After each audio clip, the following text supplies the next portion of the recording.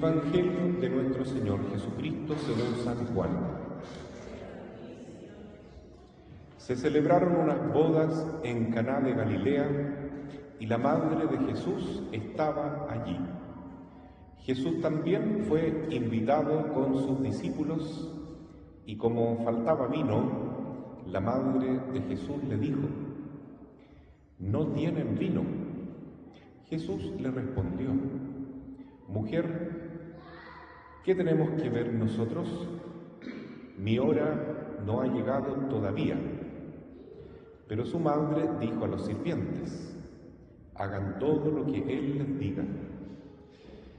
Había allí 6 tinajas de piedra destinadas a los ritos de purificación de los judíos, que contenían unos 100 litros cada una. Jesús dijo a los sirvientes: «Llenen de agua estas tinajas», y las llenaron hasta el borde. «Saquen ahora», agregó Jesús, «y lleven al encargado del banquete». Así lo hicieron.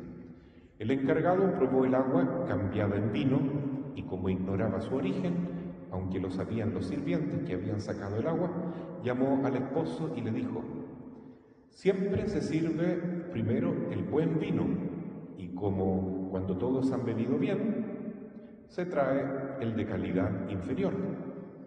Tú, en cambio, has guardado el buen vino hasta este momento». Este fue el primero de los signos de Jesús y lo hizo en Caná de Galilea. Así manifestó su gloria y sus discípulos creyeron en él. Palabra del Señor.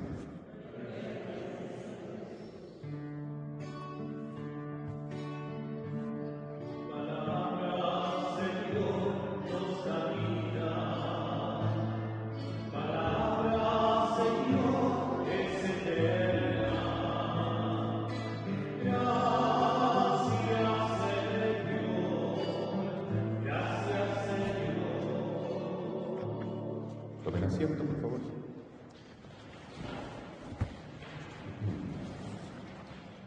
Queridos hermanos, estamos comenzando este nuevo año litúrgico con el tiempo ordinario. El tiempo común es el que no se trata de Navidad, ni de Pascua, ni de Cuaresma, ni de Adviento, sino el tiempo en que Jesús realizaba su obra de evangelización, su misión apostólica. Y hoy día se nos relata en el capítulo 2 de San Juan cuál fue el primer milagro que hizo Jesús en el comienzo de su vida pública. Y este milagro no fue limpiar a un leproso o expulsar un demonio o sanar a un paralítico, sino que fue transformar el agua en vino. ¿Y por qué Jesús realiza este milagro tan especial? Porque él había sido invitado a una fiesta de matrimonio y también estaba su madre, la Virgen María. Hoy nos hemos alegrado con un matrimonio que se acaba de realizar acá en la iglesia parroquial, ayer también, otro par de jóvenes que se casaron, y eso nos alegra mucho porque cada matrimonio es un signo sacramental de la unión de Jesús con la Iglesia, o si ustedes quieren, de la unión de Dios con la humanidad. Si nos vamos al Antiguo Testamento, a Dios se le conoce de distintas maneras. Se le conoce como Padre, se le conoce como Rey, se le conoce también como Pastor de sus ovejas. Pero hay un signo muy interesante, un símbolo que utiliza Dios para manifestar su relación con el pueblo y también con la iglesia. Dios es el esposo de la iglesia. Dios se casa con su pueblo. Mire qué bonito, ¿no? Así es la relación que Dios quiere tener con cada uno de nosotros también, con cada alma humana. Dios se quiere desposar, se quiere casar, porque el matrimonio es un signo tan fuerte en que el hombre deja a su padre, deja a su madre, se une con su mujer y forma una nueva familia. Se forman una sola carne, un solo ser. Entonces también Dios, el Hijo de Dios, por decir así entre comillas, deja la Santísima Trinidad. Eso aparece en la carta de Filipenses, ¿no? Dios se abaja, deja entre comillas su condición divina, sin dejar de ser Dios, por supuesto, y toma apariencia humana y se hace hombre. ¿Para qué? Para desposarse con nosotros, para casarse con nosotros. A lo mejor a ustedes les llama la atención esto, ¿no? Que nunca se había hablado antes de que Dios se casa con la iglesia, Dios se casa con su pueblo, pero está en la Biblia. La primera lectura de hoy, tomada del profeta Isaías, dice eso. Isaías dice: ya no te llamarán abandonada, sino que te llamarán mi favorita. Como un joven se casa con su virgen, así se casará contigo tu Creador. Así es la imagen que coloca. Como un joven se casa con su novia, tu Creador se casará contigo. Eso se lo dice al pueblo de Israel, pero también se lo dice a la Iglesia, el Espíritu Santo, a través de la palabra, y a cada uno de nosotros, hermanos, a cada uno de nosotros. Como la esposa es la alegría de su esposo, así tú serás la alegría de tu Dios. ¿Ustedes habían imaginado eso? Que Dios quiere casarse con el alma de cada uno de nosotros y que esa es la mejor unión, es la mejor manera de significar esa unión que Dios quiere realizar con nosotros, que seamos uno con Dios. Bueno, entonces por eso se entiende que el primer milagro que hace Jesús es en una boda, en un matrimonio, porque el verdadero esposo es Jesucristo y la verdadera esposa es la Iglesia. Eso ya aparece totalmente claro y explícito en la carta de San Pablo a los Efesios, donde dice: maridos, amen a sus mujeres como Cristo amó a la Iglesia y se sacrificó, se entregó a sí mismo por ella. Entonces quiere decir que la prueba del amor de este esposo divino, que es Jesucristo, es la cruz. Ahí Dios nos prueba cuánto nos ama, porque en la cruz Jesús derramó su sangre y nos lavó de nuestros pecados, nos curó de nuestras heridas, de nuestro pecado, y nos convierte en una santa iglesia. De ese corazón traspasado por la lanza brota el agua, que aquí habrá un niño después que se va a bautizar, ¿no?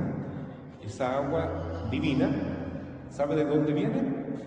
Del corazón de Jesús en la cruz. De ahí brota esa agua que pasa encima de nuestro cuerpo y nos convierte en hijos de Dios. Y también del corazón sagrado de Jesús brota la sangre. Esa sangre se transforma en nuestro principal alimento, el alimento de la vida eterna. Nosotros lo consumimos aquí en la misa, cuando comulgamos con el cuerpo y la sangre de Jesús. Entonces, por eso Jesús nos ama más que ningún otro esposo puede amar a una mujer, porque la prueba del amor de Jesús es que Él dio su vida por nosotros, para que nos convirtamos en la Iglesia, en la esposa de Cristo. Y también, como estamos hablando de este tema tan hermoso, aparece aquí la Virgen María. Para nosotros en San José de la Mariquina es muy importante la Santísima Virgen, porque, bueno, ahora estamos próximos de la fiesta de San Sebastián, que lo queremos mucho, ¿no? El próximo lunes 20 de enero celebramos a nuestro patrono San Sebastián, pero enseguida ya nos comenzamos a preparar con la novena de la Candelaria, que es la Virgen María. Y luego otra fiesta muy grande en Mehuín, Nuestra Señora de Lourdes. ¿Y por qué la Virgen María es tan importante para los cristianos? Porque ella es la intercesora que nosotros tenemos delante de Jesús. Hay personas que dicen: no, yo me comunico directo con Jesús, porque con Jesús yo me acerco al Padre Dios. Pero Jesús no se quiso comunicar así con nosotros.